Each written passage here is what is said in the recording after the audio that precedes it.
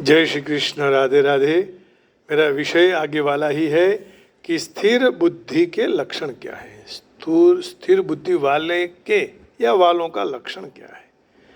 तो आगे 5वें विभाग में कहते हैं, भगवान कह रहे हैं, दुःखेष्वनुद्विग्न मनाः सुखेषु विगत स्पृहः वीतराग भय क्रोधः स्थित धीर मुनिरुच्यते। दुःखेष्वनुद्विग्न मनाः सुखेषु विगत स्पृहः वीतराग भय क्रोधः स्थित धीर मुनिरुच्यते।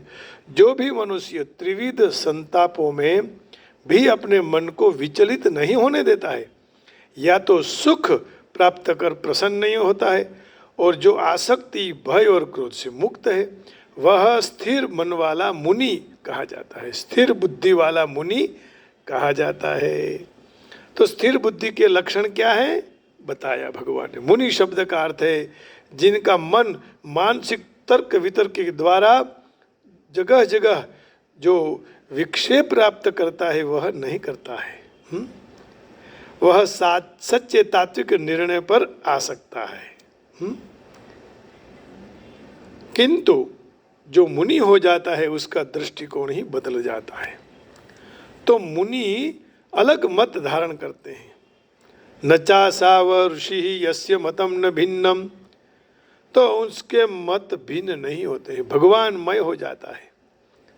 अब देखिए, त्रिविध संताप में मन विचलित नहीं होता है। आध्यात्मिक, आधिदैविक, आधि भौतिक त्रिविध ताप है ना, तो उसमें भी वह बैलेंस रखकर आगे बढ़ता है।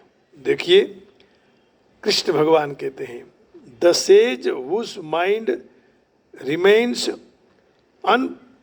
unperturbed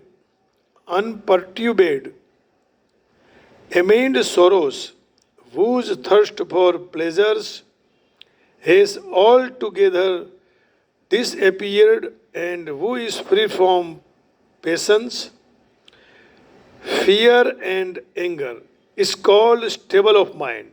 is called stable of mind. उसी को ही स्थित धीर मुनि ही कहा जाता है, औरों को नहीं।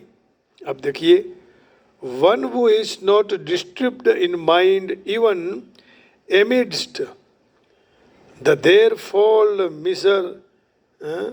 miseries or elated when there is happiness, and who is free from attachment, fear and anger, is called a sage of steady mind. Stable mind, steady mind, स्थिर मन वाला लगता है। और हमेशा उसको सोच लेना चाहिए कि वासुदेवः सर्वमिति स महात्मासु दुर्लभः। स्तोत्र रत्न में कहा कि प्रशांत निश्शेषः मनोरथांतर, माने ऐसा मनुष्य जिसको शुष्क चिंतन की अवस्था को पार कर लिए। तो ऐसे जो कृष्ण परायण भक्तिमय होता है, उसके त्रिविध दुखों को भी वह झेल कर भी वह विचलित नहीं होता है। वह दुख भी भगवत कृपा है ऐसा मान लेता है, और अपने पूर्व जन्म के पापों के कारण वह संताप सहन करने योग्य हैं।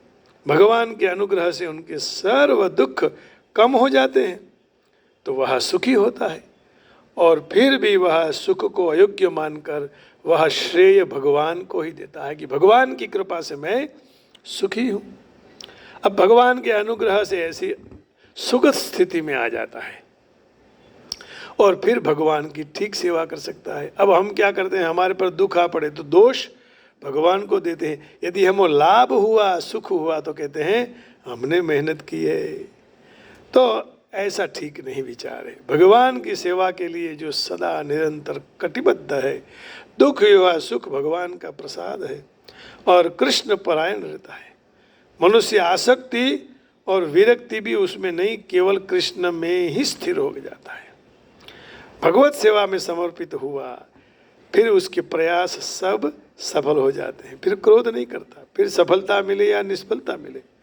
तो कृष्ण परायण मनुष्य उसके निश्चय में यह दृढ़ रहता है कि मैं और कृष्ण का हूँ, मेरे कृष्ण हैं। दुःखेष्वनुद्विग्न मनाः सुखेषु विगतस्पृहः वीतरागभयक्रोधः स्थितधीर मुनिरुच्यते। उसी को मुनि कहा गया है। तो ये स्थूल बुद्धि का लक्षण है। राधे राधे, जय श्री कृष्ण।